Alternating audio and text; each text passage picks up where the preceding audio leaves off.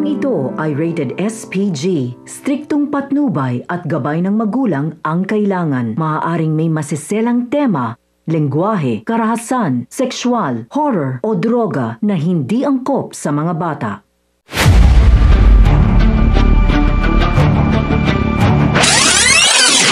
Mga kapamilya, muli ngang napagtagumpayan ni Tanggol kasama si Babors at ang kanyang mga kaibigan ang kanilang pangalawang misyon na tuluyan ang tapusin ang mga Red Phoenix.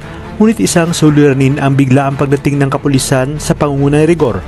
Agad ngang bumak up si Espinas para mapatakas si Tanggol. Sa kabilang banda, sa pagbalik ni na Olga at Don Julio sa mansyon, ay agad namang nagliyab sa galit si Olga dahil nga sa mga nangyari. Kutob niya na si David ang siyang nagsuplong sa Tatay Rigor nito dahil nagawa nga nitong pahiyain si Ramon sa harap ng kanilang mga kasosyo sa negosyo, at dahil sa pag-akala ni Olga na tagilid na ang sitwasyon dahil naiwan ni David ang ID niya, ay agad niyang tinawagan si Balatukan upang iharap na mismo sa kanya ang totoong Tanggol dahil naisip niyang bago magkabukingan ay dapat mawala na sa landas niya si Tanggol. Ngunit ano kayang maisasagot ni Balatukan dahil hindi pa nga nakakabalik si Tanggol, at hinalal ni Espinas na tumakas na ito dahil sa pagbalik ng mga kaibigan ni Tanggol ay hindi nila ito kasama.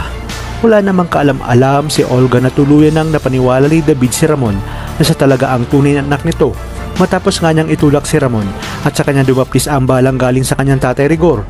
Dito na nga napagtanto ni Olga na talagang iba din ang mag-isip itong si David dahil pati nga siya ay napabilib nito. Hindi naman napaghanda ni Olga ang pagdating ni David sa mansyon dahil sinabi ni Ramon na idiretso na si David sa mansyon at tumawag ng doktor dahil sa tama ng bala. Tatawag naman si Mokang kay Ramon upang sabihin na pabalik na rin siya ng mansyon.